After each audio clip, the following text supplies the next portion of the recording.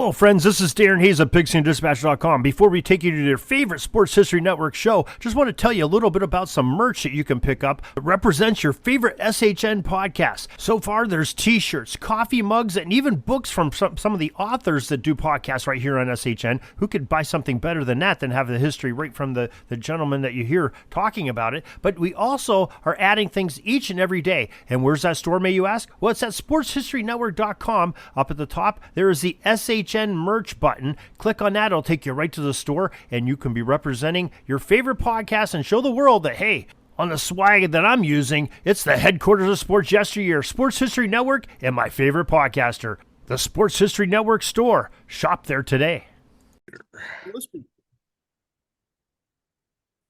All right.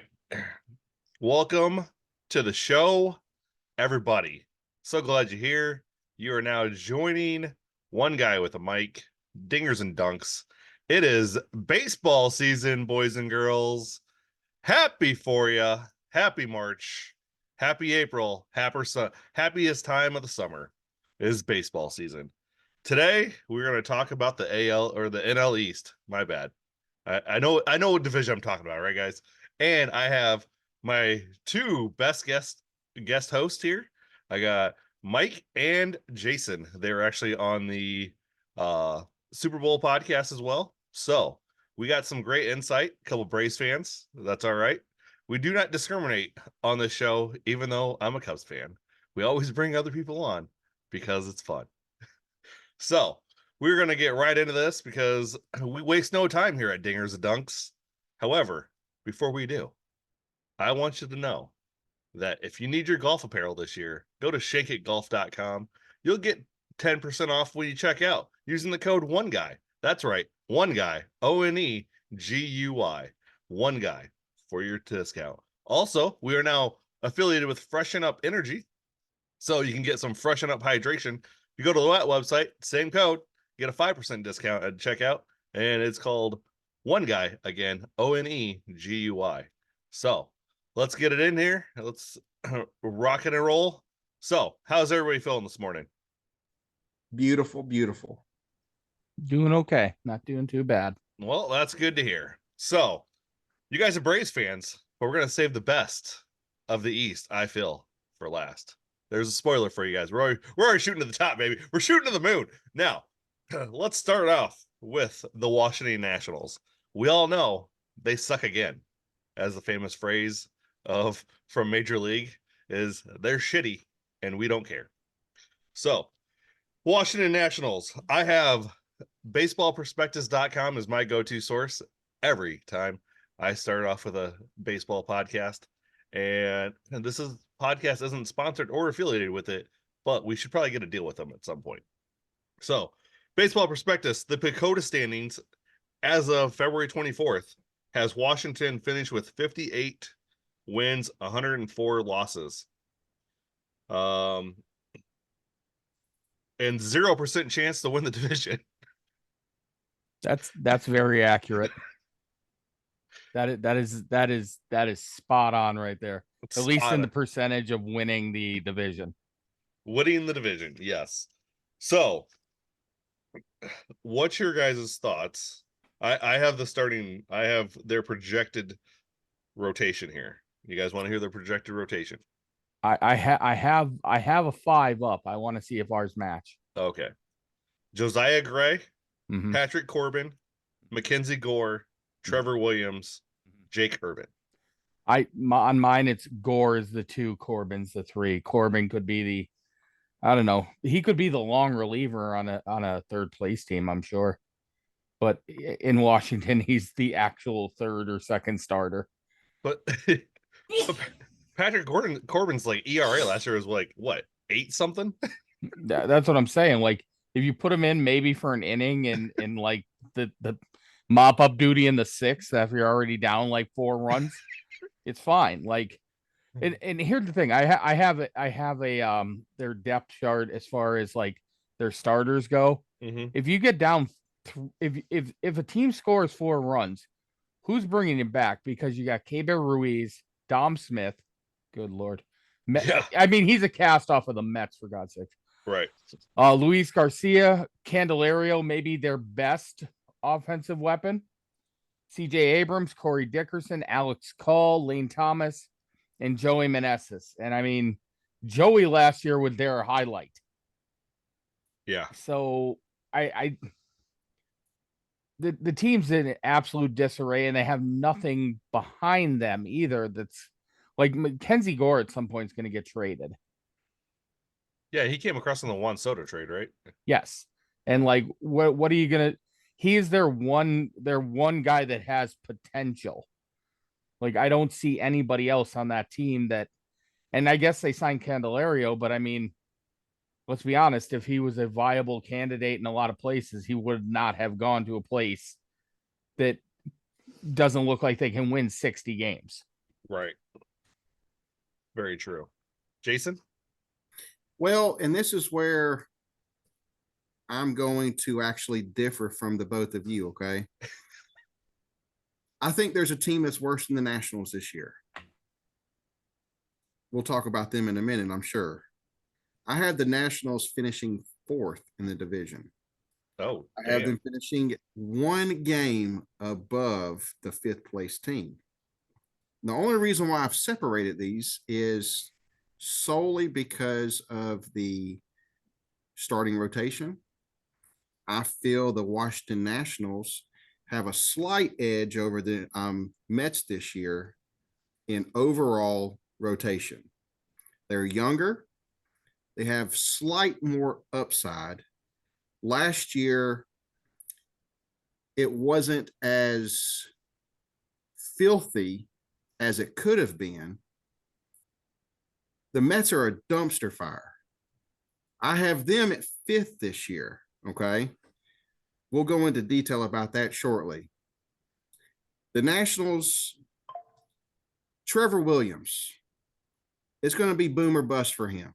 If he can have a slight replication of his 2019 season, that's a real solid 3 for them, possibly. Jackson Rutledge also. Is he ready? Is the guy ready to be in the spotlight? That's what he got drafted for. Mm-hmm. It's his time to shine. Okay.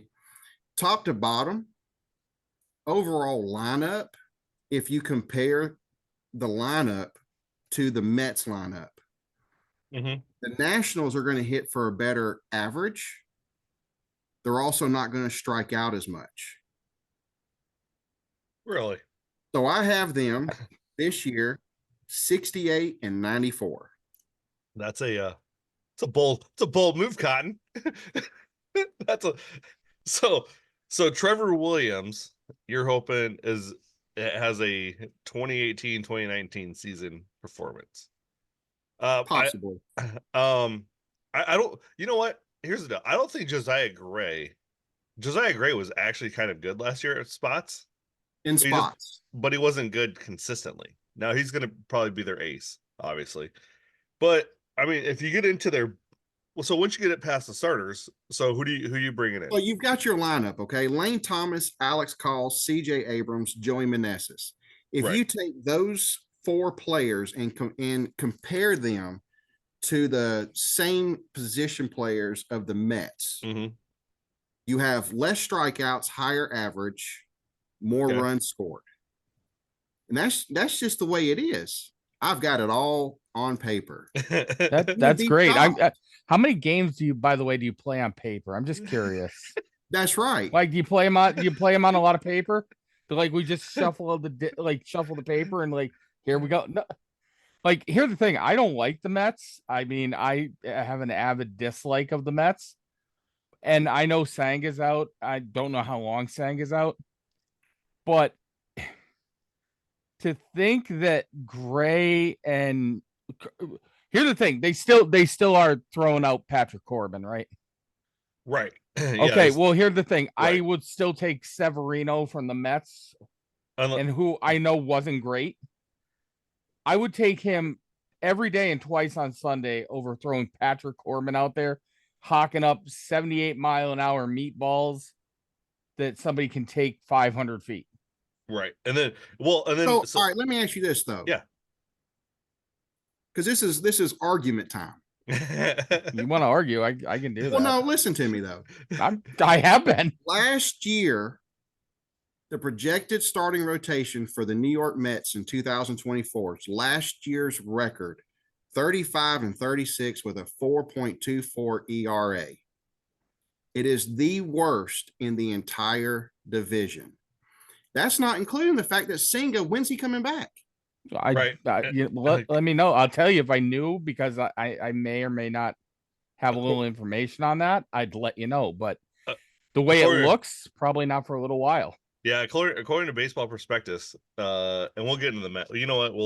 We'll get into the Mets next. But Senga is projected to only get 10% of the playing time this year. So you're looking at around 89 innings is what he's going to end up pitching this year. Senga last year was by far and away the best starter at 12-7 with a 2.98 ERA. The rest of them are going to be struggling.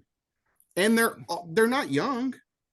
They're not young, but I mean, they're younger than they were last year, because last year you had Verlander and Scherzer out there who, I mean, Verlander, I guess, did all right when he went to Houston. And yes, I know Max won a title in Texas, but like Max got fucking crunched, smoked. So like he got beat down. All right, so let's wrap it back up to the Nationals. So let's just wrap up the Nationals and I'll go right into the Mets. So out of their starting five, I can see actually if Patrick Corbin gets off to a bad start, I see you can throw in Jake Urban or Joanna Don as a starter as well, as a spot starter. So maybe Dave Martinez goes 6 starters. But the thing is, then you get to the back of the bullpen, you got Finnegan, a former starter, right? Kyle Finnegan was a former starter. You got Hunter Harvey, Jordan Weems. So you got guys in setup positions that just started setting up last year. I mean, this is a very young team, and they might surprise us. And I love Jason's optimism that they're going to finish 4th. I just don't see it. And I don't see it at all. And here's also the thing is I had CJ Abrams, Lane Thomas, and I had Ruiz all on my fantasy baseball team last year, and they took me to a championship. So, but I also had Spencer Strider on my staff as well. Well, yeah, I mean, that'll help. But see, like Ruiz, like, do you really anticipate Abrams outplaying Lindor again? And Lindor actually wasn't bad last year. Right. So you know what I mean? So the to me, the Nationals had a good base last year. They just didn't add any good pieces on. No. They didn't add anything to it yet. They're a 60-63 win team. I definitely think they're above 58 wins. I definitely don't think 58 wins is where they're going to be at. They definitely win like 63. Yeah, somewhere in that 60-65 range. Yeah, they don't lose 100. No. And how many games did you have them winning, Jason? I got them going 68-94. So it's not too far off. So, no. I mean, we're all in the same ballpark. Mm-hmm. So, all right, let's go right into the Mets. Let's just go right into the Mets. So the Mets starting 5, obviously Senga's their number 1, but he's only going to probably, as I said earlier, he's only projected to get 89 innings this year due to injury. That leaves Jose Quintana, who hasn't been good since he was a White Sox. And I can honestly say that since the Cubs trade Eloy Jimenez for him, and that trade looked really well, let me tell you. Luis Servino, Sean Manaea, who sucks. They got Adrian Hauser, who was a spot starter last year for the Brewers, and they got Tyler Meagle. There's your starting 5 pretty much. Did you see Manana? He's going to be outstanding, or he's going to be worse because he cut all the hair and the beard and everything. Yeah, he's gone complete. And I'm like, either you cut all your power or you just reinserted, because it's his first haircut I saw in 4 years. Right. So, and I'm like, all right, there you go. Good for you. The one guy on the Mets pitching staff that I don't think gets a lot of hype is David Peterson. Like, I think David. Yeah. What's that? He's injured right now. True. but still, he still doesn't get enough credit for what he did 2 years ago and what he even did in spot starts last year. This guy just throws smoke and he gets guys out. Yeah. So I think if they can just develop him, and then who's I can't remember the other guy that they had as well that they bounced back up and down from AAA and AA. But a couple years ago, then you got Edwin Diaz. He's back. I think right? that makes it. I think that makes a difference too. Like, but then the question is, do they blew get games? to him? Right. Well, Rayleigh was decent. Adavano's always. Here's the problem. Like, Adavano's always hit or miss. Like, if he's on, nobody hits him. But if he's throwing like saucers up there, he gets crushed. Right. And an interesting addition at that back end. Not only do you have Rayleigh as a lefty, but Jake Diekman. True. He's kind of like Ottavino with that weird arm angle and stuff. Like, you know what I mean? So, I mean, if you get to the bullpen, it's going to be Jekyll or Hyde. But if you can get to Diaz at the end, you know it's nothing but trumpets and smoke. Right. Now, Jason, I have to agree with you that their starting pitcher is very subpar. Mm-hmm. Okay. How many games did you have the Mets winning? So I have the Mets at 67 and 95 for the year. Okay. And I think, pitching for the Mets is beyond questionable. They literally didn't do a whole lot during the offseason to actually upgrade their pitching. Their best pitcher is out for God knows however long. You mean Severino and Manea wasn't enough to boast their staff? I don't think they could actually be worse than Verlander and Scherzer were for them last year, though. That's the thing. That's a good point. But that also kind of makes my point right here is, to me, what are you playing for right now if you're an actual Met? You're 2 years removed from having possibly the best up and down rotation lineup ever put together. And now the only person that's still there is Lindor. Well, you mean Pete Alonso too. I mean, Alonso's been there. Well, yeah, but he's been there. And I don't think he lasts the season there either. I think he gets traded. And that's why I do not see them finishing higher than 5th.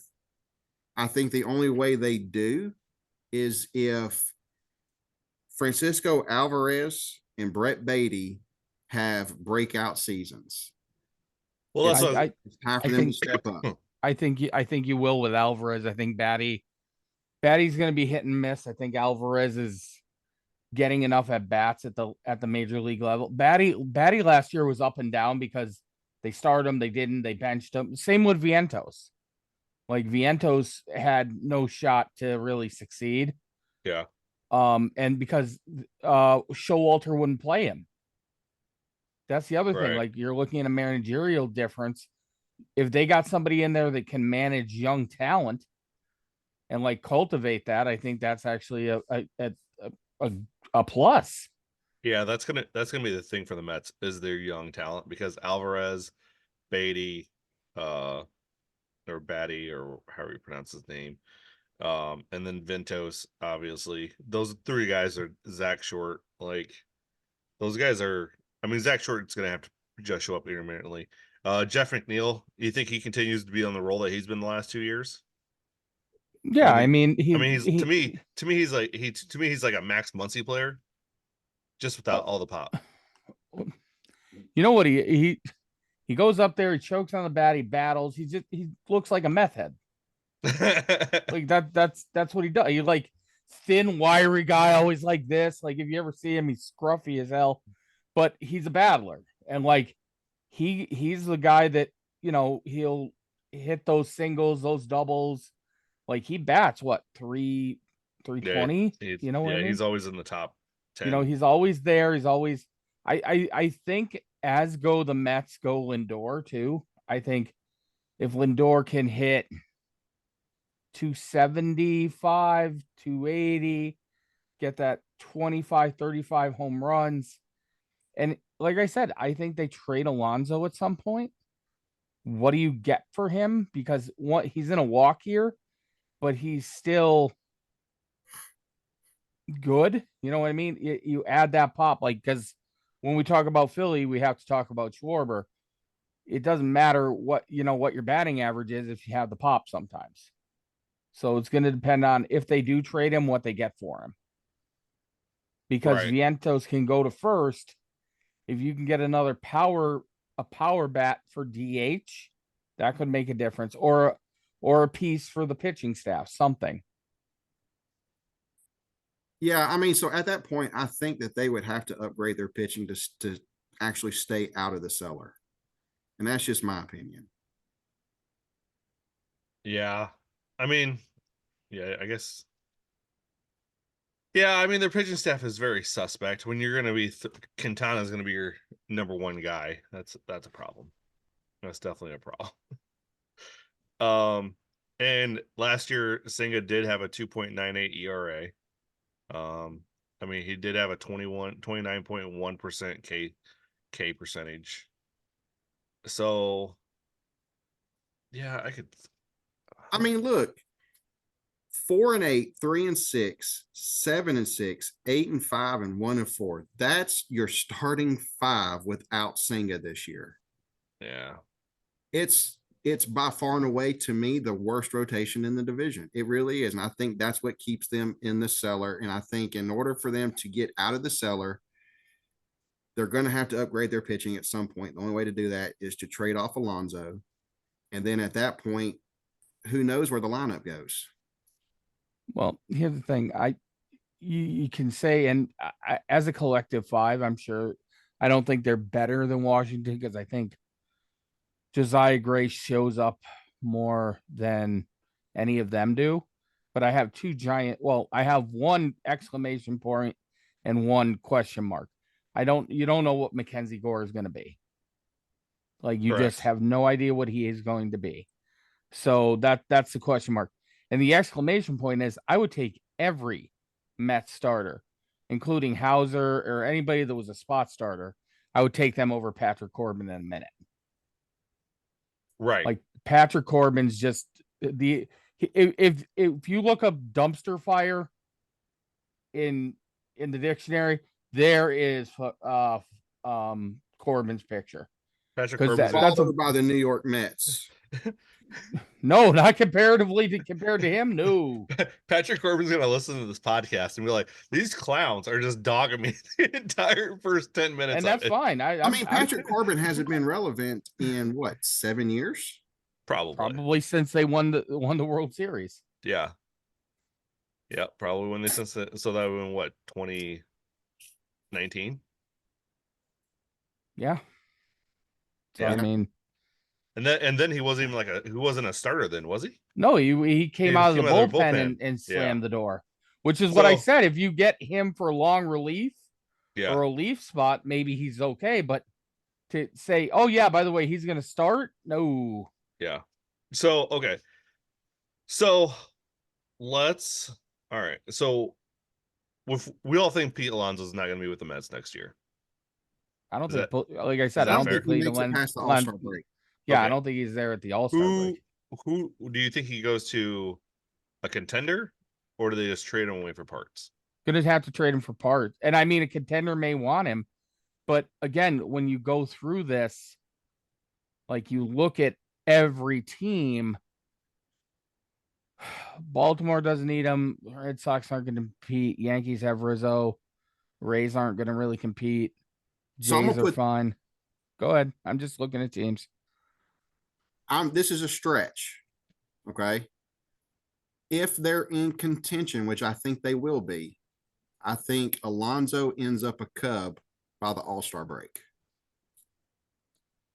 I don't know if they'd have the pieces. We have the pieces because because here's the deal. The Mets just want Pete Crow Armstrong back. That's true. But that won't happen either. They just what? I could see him going to Kansas City. But and we can get into I'm doing we're gonna do an NL Central. As a Cubs fan, I gotta not stick up for my team here. I mean, because we suck. We're not gonna be relevant this year. I mean, Well, it's here's the thing: it's a dumpster fire of a division. You know what I mean? So like right, any move could get it something done. but but we got Bellinger and Matt Mervis to play first base. I guess we don't have a DH, so Alonso could come DH for us. But but we're gonna have to give up too many pieces for a guy that's not even signed through next year. Yeah, that's the thing. And I don't think Jed Hoyer's not gonna pull that, even if we are in contention, because Ricketts isn't gonna open the wallet. Let's be real. Yeah, you're not gonna get him long term. We're not gonna get him long term, so there's no reason. And the Ricketts and the Cubs have all came, and the Ricketts Hoyers all came out like, no, we're trying to build it within. They're trying to do like a 1995 Yankees team here, where we just add a few veterans, and then we have basically recreate 2016 with a bunch of young guys, and then sprinkle in some veterans. Is what they're trying to do, and that's not going to work out. Sorry for you, they're Jed Hoyer, but it's not going to work out. I'm a better GM than you. I'm better president of baseball operations. Just give me the chance, and I'll prove it. So, all right, New York Mets. Baseball Prospectus has them going 83 and what was that, 83 and 78? Yeah, no, that's 79. way too high. 83 and 79. They have them scoring 779 runs while giving up 762 runs. So that right there tells me they're a 500 team just by the the run Pythagorean, the win-loss Pythagorean theory that's happened. They're giving their pitchers a WAR of 8.7 cumulative. And their hitters are 21.4, obviously hunkered down by Lindor and Alonso on that deal. Yeah, the Mets 82 wins or 83 wins, that's way too high. I think a maximum of 73. I'm right there with you. I was thinking 71. They could probably get to 73. 73, 89, 71, 91, somewhere in there. Like here's the deal. This is going to be the difference of 4th and 5th place is how well the Mets and Nationals play against each other. Yes. Yeah. I can see that. Point out something though, real quick. Yeah. Y'all were real quick to hammer me when I said what I said at the very beginning, but we're only roughly about 4 games apart right on both of these teams. And that's that was my point. That's what my point was when I asked you how many wins you have, and you were like 68 for the Nationals. You're right. We're only 4 or 5 wins apart is all we are. Like, so we're in the ballpark. Like, we're all thinking the same thing. Yeah, it's going to depend on how they play against each other. We just have them flipped is all. So we all know that they're the sinking ship. Both teams are the sinking ship of the NL East because there's 3 of them. 3 of them, eh? Yeah. Well, is the third one the next one? Because we're going to talk to Miami Marlins. Yep. They're the third sinking ship of the NL East, huh? Yeah, because you don't have Andy Alcantara. Sandy Alcantara. Yep. Okay. You don't got him. Well, you have Luzardo, Uri Perez. Yes. You don't know what you're going to get, and he's injured. Correct. Garrett's out. Then Trevor Rogers and Edward Cabrera. Like, Cabrera's been, on the come up for 3 seasons now, and he still hasn't put it together. Well, we got Sixto Sanchez coming in at 320 pounds. Oh, 6'2". God bless. It's a dumpster fire. The only difference is the offense could be better. I would put the offense on par with the Mets. You put the offense on par with the Mets. Josh Bell, Luis Arias, Tim Anderson, Jazz, Garcia, Sanchez. If they hit Jake Berger, we do love Jake Berger. We love Jake Berger, not Danny Burgers. Yeah, Jake Berger. Now I want a burger. But I mean, they can if they hit, they could produce runs. I like the Mets bullpen more because one at the back end you have trumpets, right? And their bullpens, Andrew Nardi, Soriano, Brian Horing. Tanner Scott, AJ Puck. Yeah, like you have a couple. Well, Scott's going to close. I mean, Yeah, Scott's closer. and so I mean, if you go closer to closer there, that's not a comparison. Right. And I would take the Mets bullpen over the Marlins. We're taking the Marlins starters over the Mets. Oh yeah, absolutely. I would take a couple of the Nationals starters over the Mets. It's just once you get to Patrick Corbin in that back end there of the Nats, that's kind of where it falls apart. Luzardo is he's a very good one, especially for a guy his age. Like he's still young. Right. If Perez and Cabrera can figure out the 2 and 3 thing, then yeah, the Marlins are definitely the third best team. But they're going to sink or swim if their young talent develops this year, especially without Sandy. Because Sandy was an obvious Cy Young winner. Last year he wasn't, but I truly believe he had arm problems all last year. Yeah. So I believe that like once that's fixed, he's going back to being a Cy Young guy. Jason? I'm going to be honest with you. Me and Mike are normally on the same thought process for the most part, but I'm completely in the opposite direction with the Marlins. Okay. I have them a solid third. I have them actually pushing second also. I think their rotation is exceptional. Not having Alcantara is going to hurt. I think he's scheduled to be back somewhere around May. No, he's out for the season. He's out for the year. He had Tommy John. Yeah, TJ. Oh, he's out for the year. Yeah, he's out for the year. That's why. Yep. Alcantara's out for the year. Yeah, he's done. He is TJ. I actually put him on I actually drafted him in my fantasy league and put him on IR. Yeah, I didn't realize he was out for the year. It's a 12 person keeper league. So I'm just like, yeah, we're gonna keep that guy for the year. Well, I still think their rotation is solid. Luzardo, even though he was mediocre at best in Oakland, it's Oakland. I mean, I think Perez has a ton of upside. The three of us probably could go the three of us could go out to Oakland and play on the players minimum, and that's a fact. Crack that starting lineup. Well, here's the thing. I said I'm an exceptional pitcher. I think their starting rotation could be very good. It's just question because they're so young still. That's right. Like give me, and again, I think they're definitely better than the Mets. And I definitely think they're better than the Nats. Like, to me, they're clear-cut third. It's just there's some question marks as if the youth develops is where I'm at with the exactly. Marlins. And that's kind of what I was leading into on part of my notes. With the lineup having, to me, it's a real good balance of speed and power and average. And if, to Mike's point, their rotation comes close to what the expectations are, then I do see them pushing Philadelphia for second. And it's going to come down to how this team plays against the Phillies and against the Nationals. That's going to actually separate them. I'm looking at this Marlins lineup, and all I see is former AL Central players. It is. Tim Anderson was a huge pickup for them.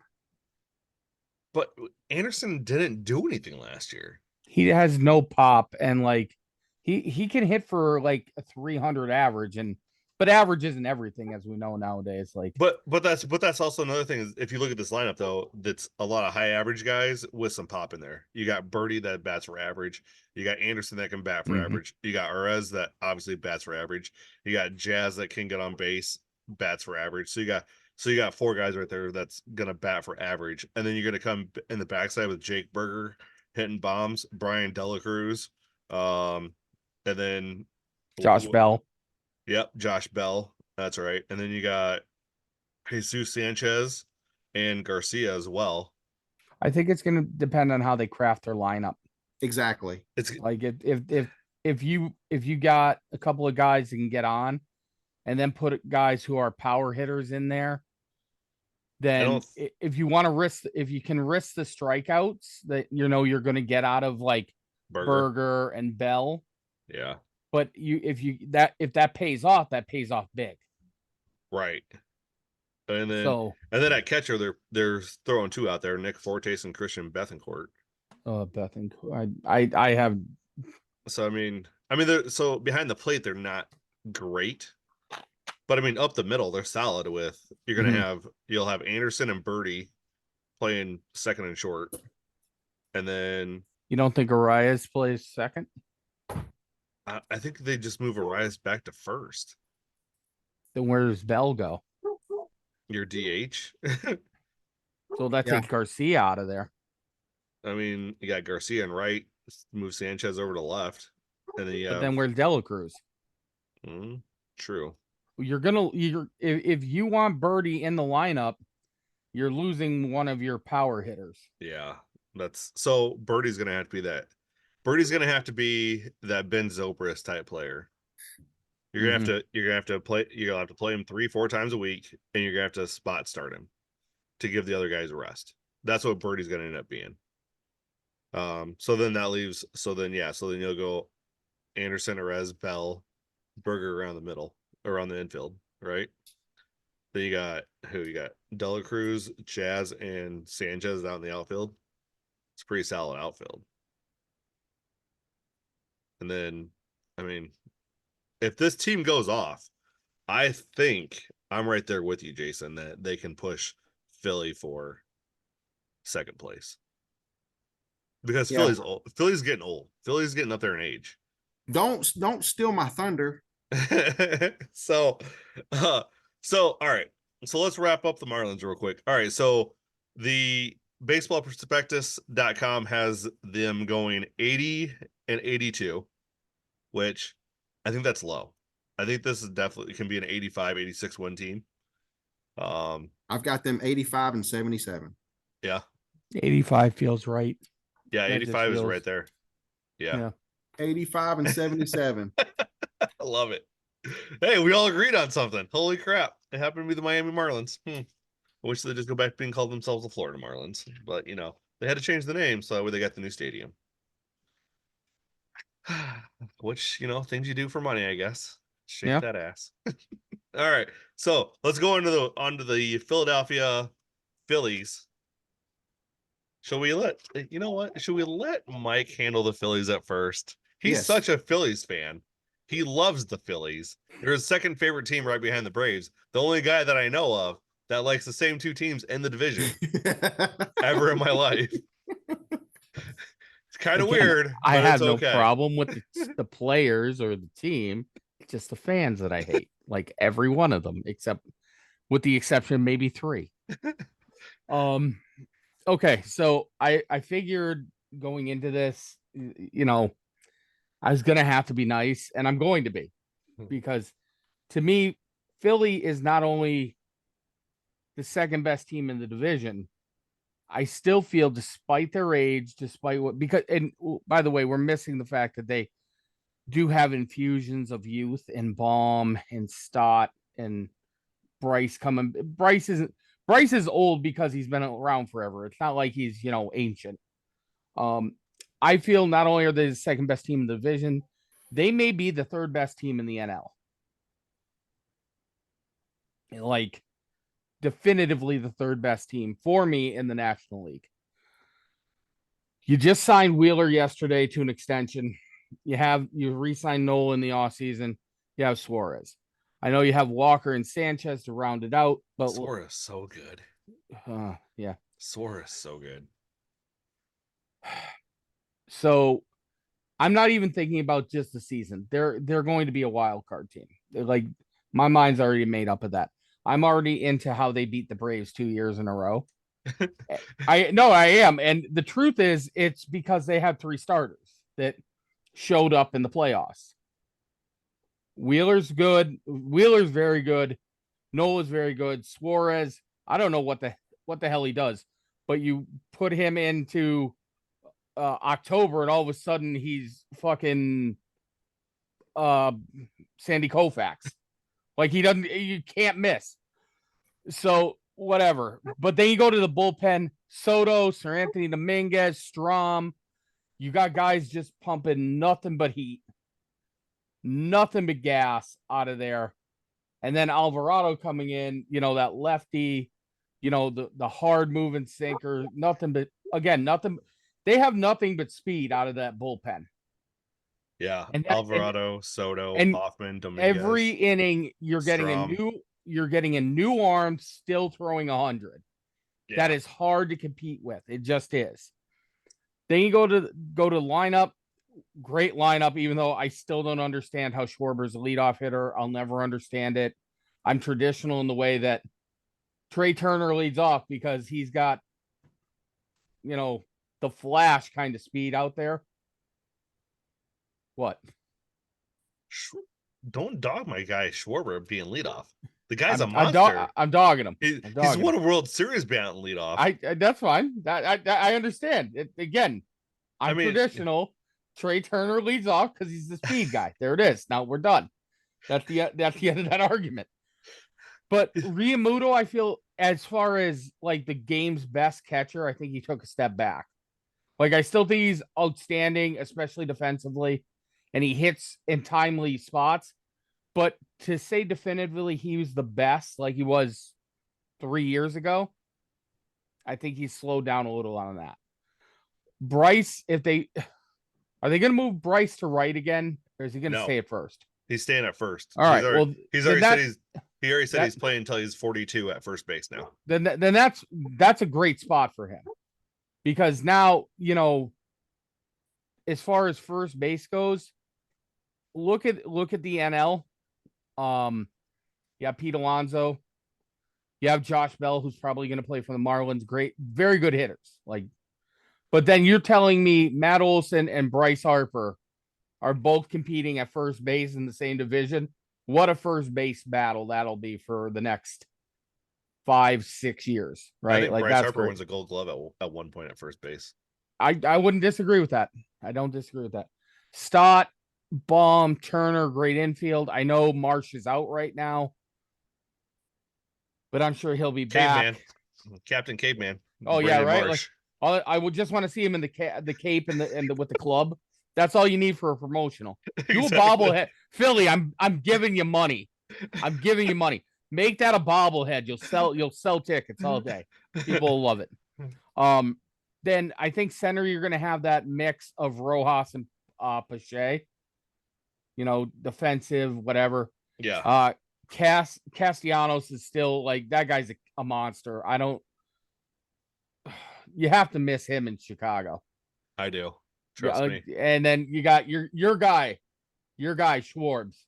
Yeah. The man who just carries a club and a stake in a hand and goes up there. Got that right, baby. Right? As far as like I said, in my opinion, third best team in the whole league. And I believe Wheeler will be dominant. He's in the Cy Young conversation this year, in my opinion. Yeah. Nola's going to be 15-9, like a 3.43 ERA, somewhere in there. And then when he gets to October, he's just going to be lights out. And everybody that hit him all year will then swing and miss at every curveball. It's going to be terrible. Suarez will be 14-10 with a 4.1 ERA, and then Sandy Koufax comes out. That's what's going to happen.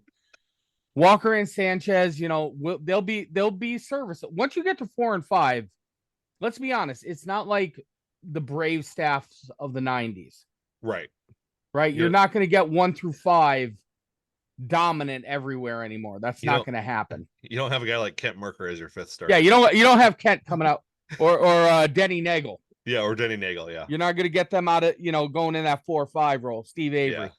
Yeah. So I mean, if you have a solid 1 through 3 and then just piecemeal 4 and 5, like most teams do, you can do very well. And I think the lineup, I think the gas out of the bullpen, and I think the 3 good starters, Puts Philly. Oh God, this hurts. Puts Philly at 95, 90, 92 to 95. 92, 95. All right. 92 to 95. Jason, your thoughts on the Philadelphia Phillies? I think the Phillies are scary in all caps. I think they have probably the best rotation in the division. Their top three, there's zero question marks about their top three: Wheeler, Nola, Walker. Mhm. You get to Suarez at 4. If he carries over his momentum from the postseason, he's going to be a solid, really good 4. And then 5's up for grabs. I like personally Spencer Turnbull, his pickup. He had 0 run support in Detroit. He's got quality stuff. He has the ability to have a breakout season. On a good And team. with the run support that he's going to have, if he does have a breakout season, this team could really, really make some noise, which kills me inside, but it's true. The biggest issue, in my opinion, with this team is their lineup. I think they are very boom or bust. I've said it about the Mets. I'm saying it about the Phillies. This team's going to strike out a lot. This team is old, okay? You have the big 5, Harper, Schwarber, Turner, Castellanos, Realmuto. Hang on one second. It's going to be a minute.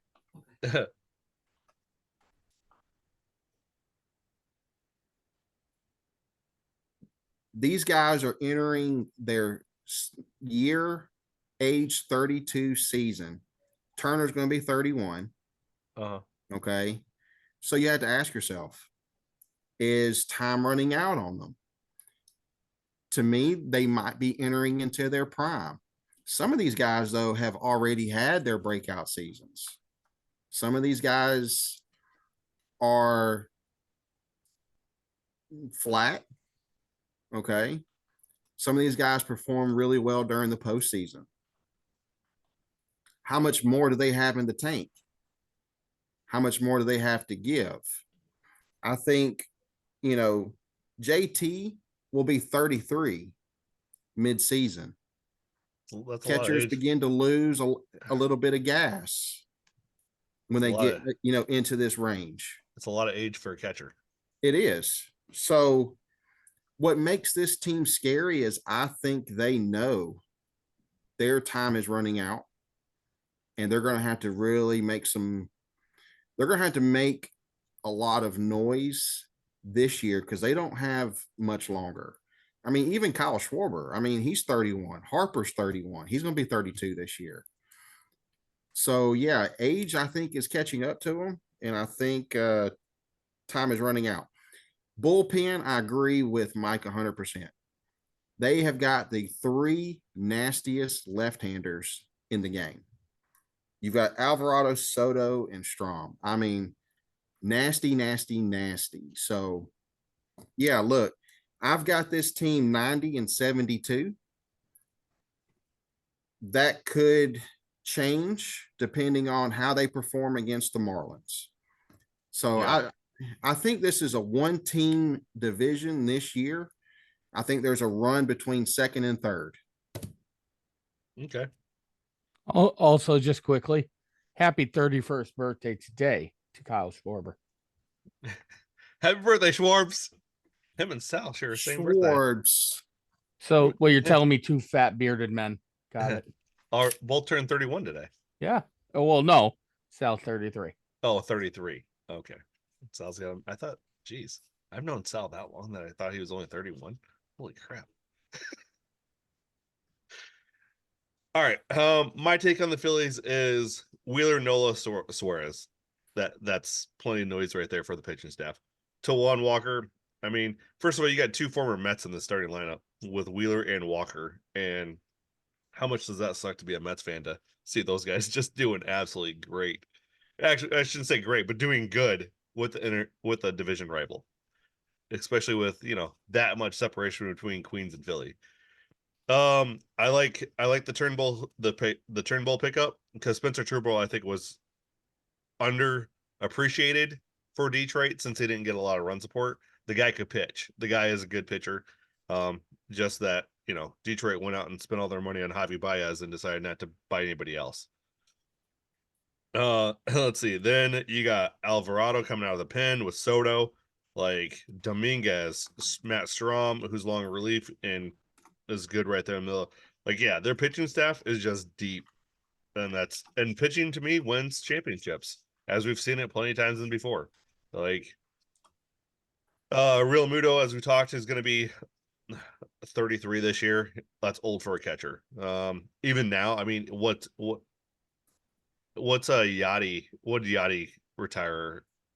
Yachty never left behind the plate, but he was like 35, 36, right? Still when he finally gave it up. When did he retire? 23? Yeah, he retired last year. He would have been 40 when he retired. Oh, geez. Never mind then. So is Yachty the new prospective for catchers now?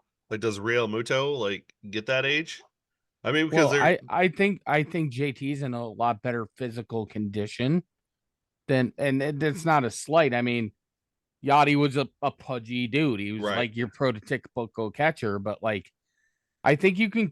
I think if you can stay healthy and do what they've done, and he keeps that physique, he could probably catch another 5 years. Oh yeah, he probably could.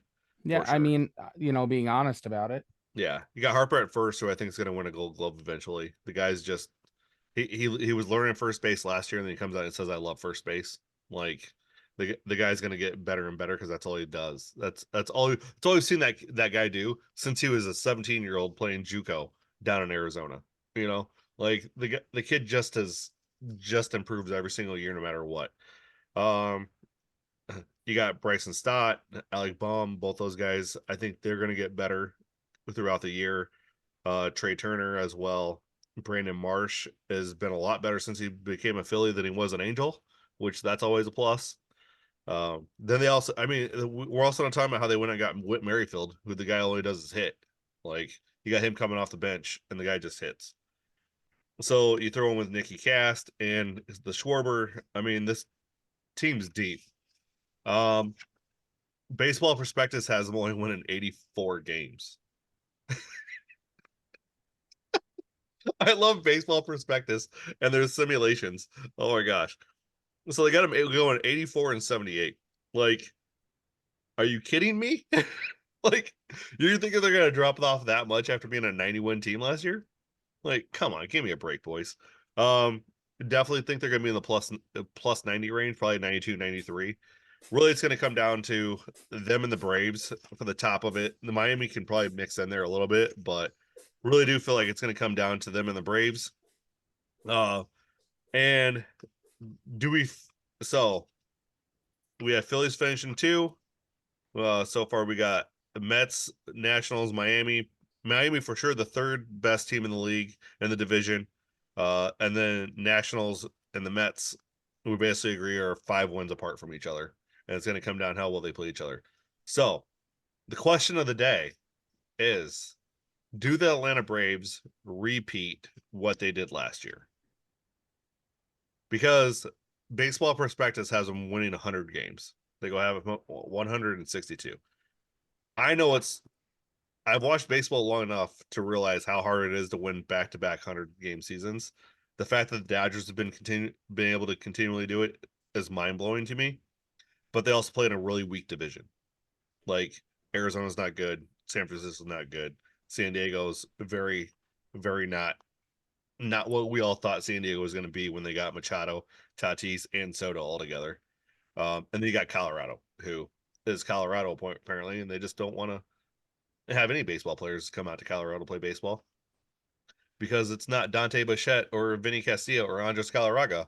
Nope, we're not going to do that. Or even 07 Colorado. They just don't want to fund a baseball team apparently. So I think the Braves trying to get 100 games is going to be tough just Well, because they've done Philly. it back-to-back times. They won 104 last year, and to beat the Mets out for the division, they had to win 101 in 22. So they've gone back-to-back 100-win seasons. They have. So, hey, way to fact check me live. I love it. That's what I'm here for, baby. So, do they go 3 years running? Jason, you're not. No. You're shaking your head. No, let's go. No, You I got think five. they're gonna. You got 5 pages on the Braves. Let's hear it. I do have 5 pages on, but I'll make it quick. Okay, so yeah, I think the Braves, top to bottom, are the best team in the division, possibly baseball, and that is speed, power, average. Question mark for the Braves, of course, is their starting rotation. This is where me and Mike kind of disagree sometimes on it. I don't think we did enough in the offseason. Okay. The ace of the staff, Max Fried, if he is healthy, before he got injured last year, he had a 3.03 ERA. He was a 2.55 ERA, 8-1 before he left. 77 innings pitched, 80 strikeouts, 24 runs given up. The guy was on fire. He's capable of doing it. You get him healthy, Spencer Strider comes close to what he did last year. The big question for number 3, Chris Sale, okay? We're going to need him to try to duplicate to the best of his ability his 2017-2018 season. That's 7 years ago for the Red Sox. 29-12, those 2 years, 2.51 ERA. In order to do that, in my opinion, we're going to have to put him on a serious pitch count. I don't think he can do anything more than 2,200 pitches this year. He has struggled in the years he's gone over that, and history says that. He needs to be somewhere between 175 and 190 innings total. Anything more than that, you're stretching that pitch count out. Then he won't be healthy for the postseason. After that, I don't know where you go. I don't see a solid 4 or 5. Morton hasn't pitched this entire spring training. Elder is wild. He's given up. I think he's at a 10, just over a 10 ERA so far this spring training. You have Lopez and Smith Schwarber, who could, I think, maybe be your 4th and 5th. But then what do you do with Elder and Morton? I don't know. I mean, 4 and 5 is very questionable to me. Bullpen's going to just, it's there. I mean, is it lacking? It's not as strong as the Phillies by no stretch of the imagination. But to me, the 3 pitchers to look for this year, Perdomo, Johnson, and Lee. Perdomo was a really good offseason acquisition. Johnson and Lee, if they have solid seasons, it makes that bullpen that much better. The roster, top to bottom again, their best signing was Jared Kelenic. But to be honest with you, I don't even know if he's the best left fielder right now. Forrest Wall is having a phenomenal spring. I would start him. Wall's the guy that came in, I believe we were playing the Brewers in the division series, and he stole second and third base. Mm-hmm. Phenomenal athlete. He's got a lot of pop, and he hits for average. This could be his season to really make a name for himself. Yeah, I could see him starting over Jared in left field. He has a lot of upside. So let's just see what I definitely see him making the team out of spring training. Yeah. So yeah, he's on the roster. Yeah, I mean, I've got them finishing 98 and 64. I think the biggest question mark is the 4th and 5th starter.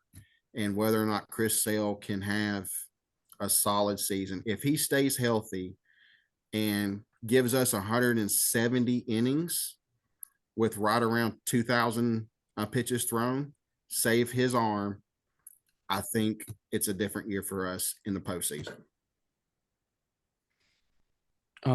Also, don't we get Matzik back in the bullpen this year? Yeah. Yeah. Yes. So you got him, Minter, Bummer, Jimenez, Johnson, and Lee. I don't hate that bullpen. You got Ricel at the end. I like Ricel. He's not Edwin Diaz, but few are. Like he'll be a solid closer. I don't know if I agree Max is the ace. I still believe Strider is. I believe Strider's the one, especially now that he's mixing in a curve and his changeup's getting better. I think that makes a world of difference. I think Wheeler is in the Cy Young conversation. I believe Strider is too. If he can mix in a changeup and a curveball, that's going to make a huge difference in how people approach him. Fried is definitely, if Strider's 1, Max is 1A. Like they're very good. Like they match up well against Wheeler and Nola. I mean Strider lost and Wheeler won, so I mean in the playoffs, so I get it. But as far as that goes, they're right here.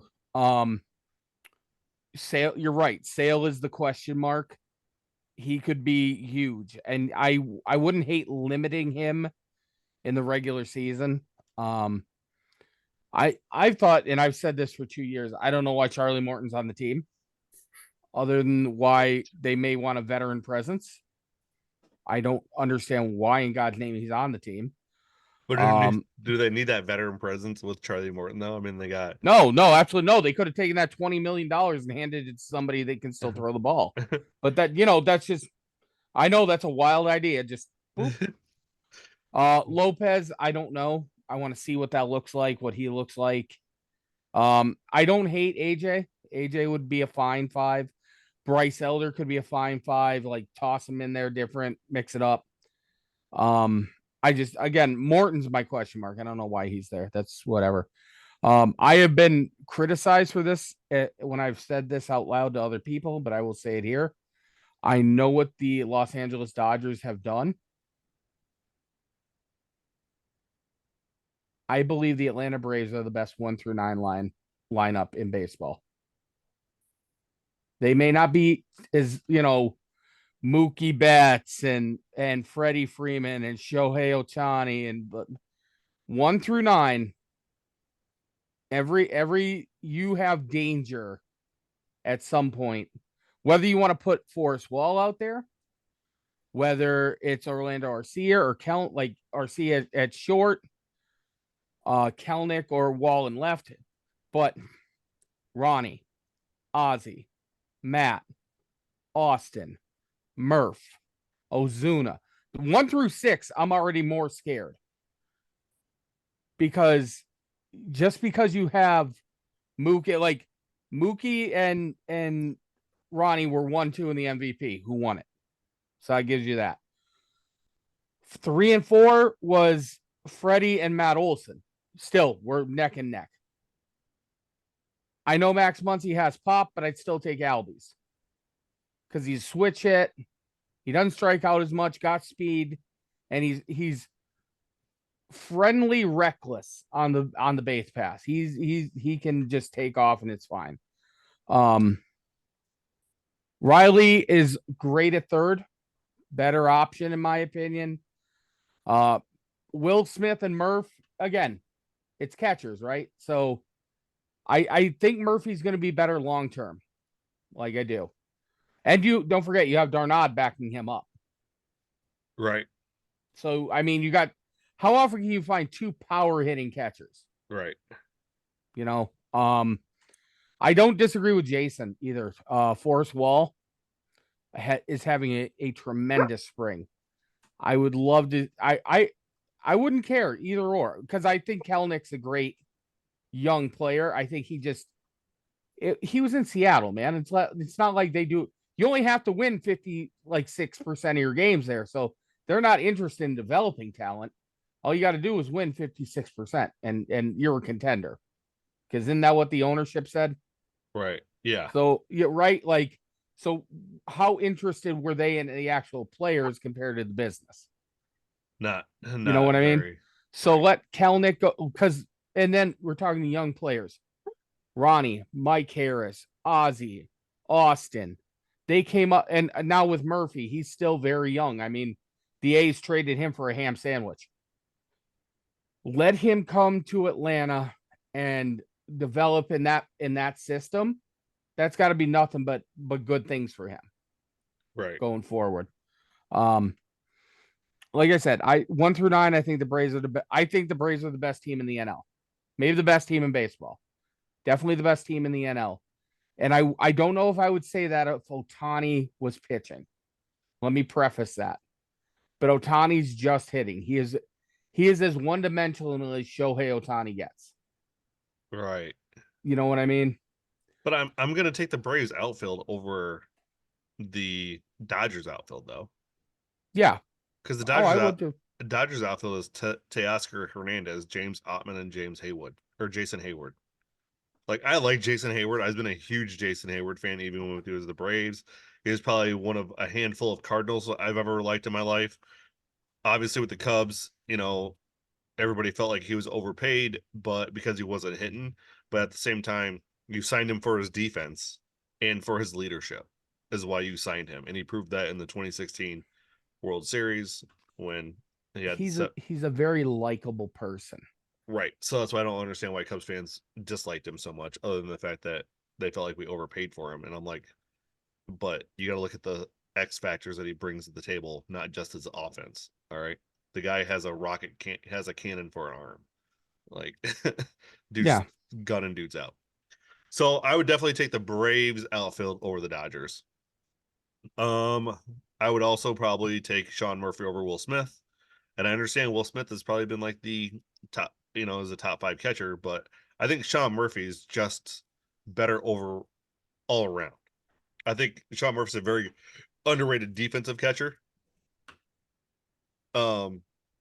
Murphy's very offensive. He kind of reminds me of a better Jason Kendall. This is who I get. That's a good comparison. Is who I get vibes from when I see Sean Murphy. Is like there's Jason Kendall and then there's Sean Murphy. Like he's just he's kind of like built the same way as Kendall. Just he does the things. Does things that Kendall didn't do. Right. He does things hit the ball with power or get it out of the infield. Yes. So So Sean. Every time I see Sean Murphy, I just think Jason Kendall. But then you got Travis Denard, who's obviously, he's a top 20 catcher. Then you have as your backup. And then you obviously have Matt Olson, Albies, Riley around that infield like that. Yeah, and Arcia. I would. Oh, and then you have David Fletcher on your bench now too. Like David Fletcher's, You have him. You have Guillorme, who was a Met, who yeah, he's not great, but I mean he's definitely a worthy backup. Right. Yeah, Forrest Wall or Kelnick in left. I mean, yeah, left field is going to be the question mark. Who are you going to start, Kelnick or Wall? And Wall's 4 years older than what Kelnick is, so do you go with age or you go with the guy that's actually hitting the ball right now? And I think Wall makes the team, and eventually he probably takes over that left field spot for Kelnick because Kelnick is he's not living up to the hype that was presented for him when he came up, and he's just not that guy. Pitching staff, Strider's your one. The guy wears 99. He's Wild Thing, baby, and I've loved that guy since he came. Since the moment I saw him pitch, I fell in love with Spencer Strider. There's not many Braves baby. There's not many Braves I fall in love with either, boys. All right, I'm just saying. Max Fried, Charlie Morton, he's going to eat innings. That's why he's there. He's there to eat innings. You need an innings eater. And whether he's crappy or not, he's going to eat your innings. Chris Sale, if you can just get 75% of what Sale was with the White Sox, that's a win. Mhm. Like you don't even like need full White Sox sale to show up. You just need 75% of that. And you just needs them to stay healthy. I think the Braves, their medical staff can keep him healthy. That's one thing that I feel like the Braves are really good at. Their medical staff is good to keep players healthy, to get the things figured out and how to do things right so where they stay healthy and they can endure a long season. I will give the Braves the benefit of that. Their sports management team is their sports medicine team is amazing. All right. Bryce Elder, Shawver, uh Johnson, Lopez. There's that out of four, you got four guys right that could be your fifth starter.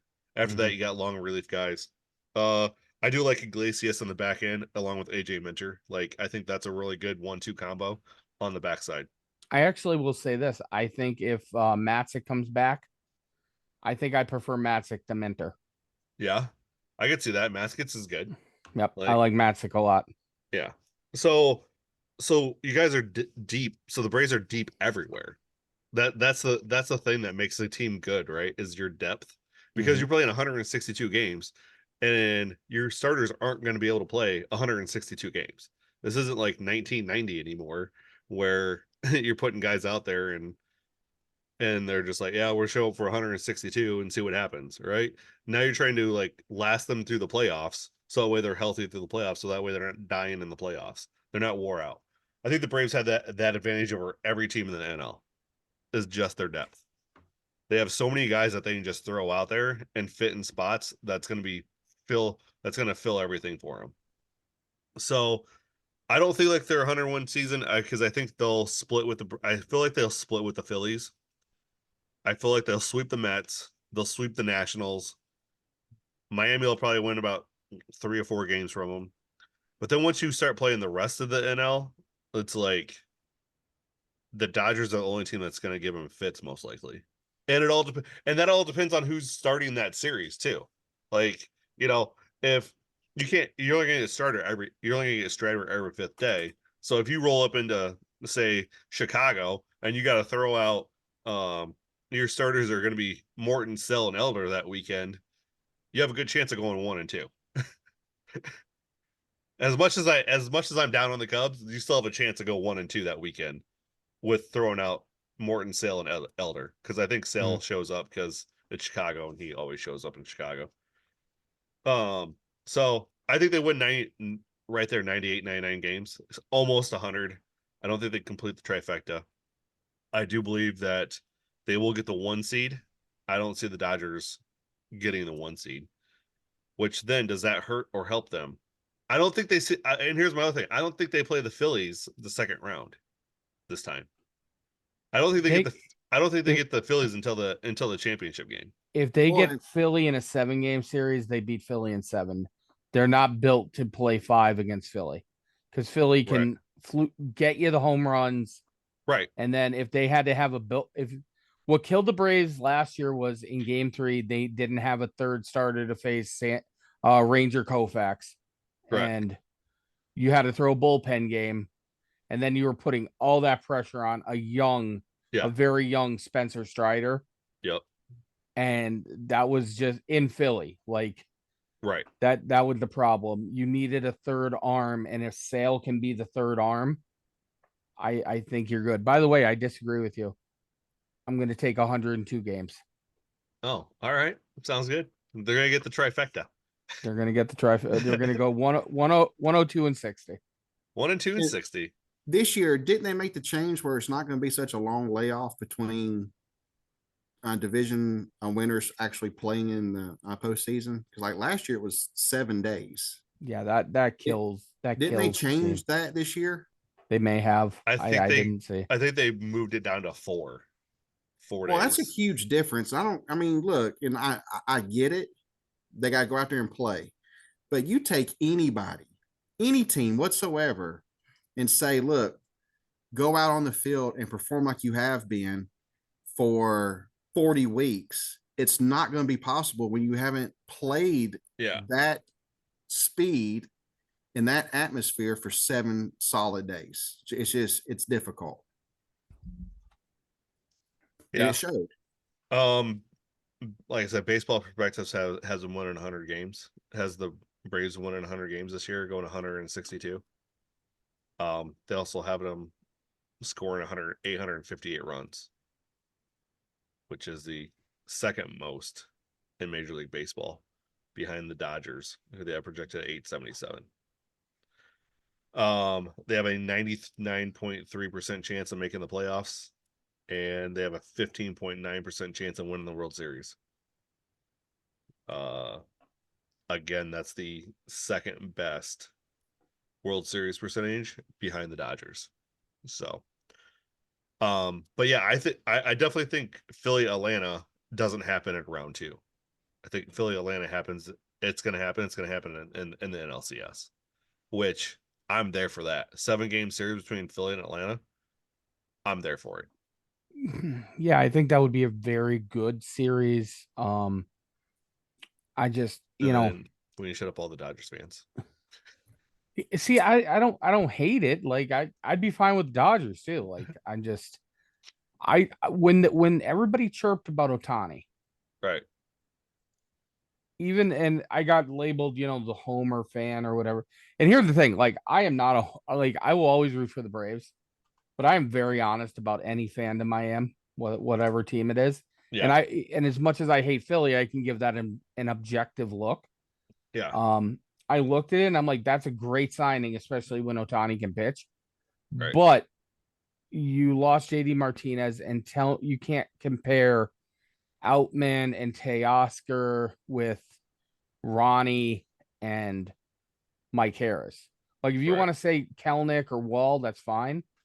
But like I was like, okay, so you lost Martinez 35 home runs and you replaced him with Shohei's 45 home runs. Right. So you got 10 plus home runs. That's great. But that's just replacing. Right. Yeah.